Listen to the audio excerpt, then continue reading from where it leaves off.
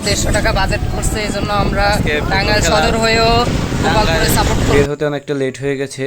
সাথে আছে আমার বন্ধু তামিম এবং পিছনে রিক্সায় আছে মাহিন, জয় এবং মন্টু। মাঠে এসে দেখি মাঠ কানায় কানায় পরিপূর্ণ, কোথাও দাঁড়ানোর মতো একটু জায়গা নেই। কোনো রকমভাবে এক জায়গায় আমরা দাঁড়িয়েছি। তার কিছুক্ষণ পর মাঠে প্রবেশ করে টাঙ্গাইল 5 সদরের সংসদ সদস্য সুলতান সালাউদ্দিন টুকু।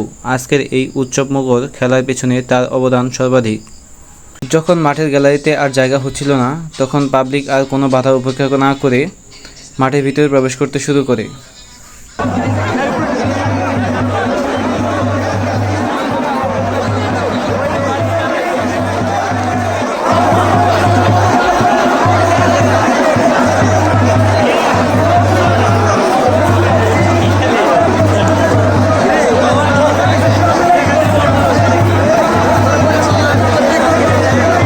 এই বৃদ্ধ চাচা অনেক চেষ্টা করে মাঠের ভিতরে প্রবেশ করার জন্য, কিন্তু শেষ পর্যন্ত সে ব্যর্থ হয়।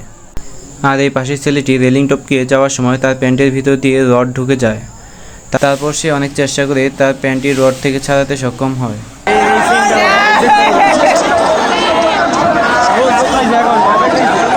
খেলার এক পর্যায়ে গোপালপুর একটি কর্নার কিক পায়। সেখান থেকে দুর্দান্ত একটি শটে বলটি গোলবারে লেগে ফিরে যায় এবং শেষ পর্যায়ে 1-0 গোলে পরাজিত হয় গোপালপুর উপজেলা।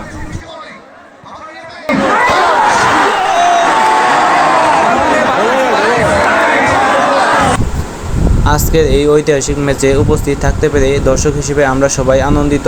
আশা করি প্রতি বছর এমন একটি টুর্নামেন্টের আয়োজন করা হবে।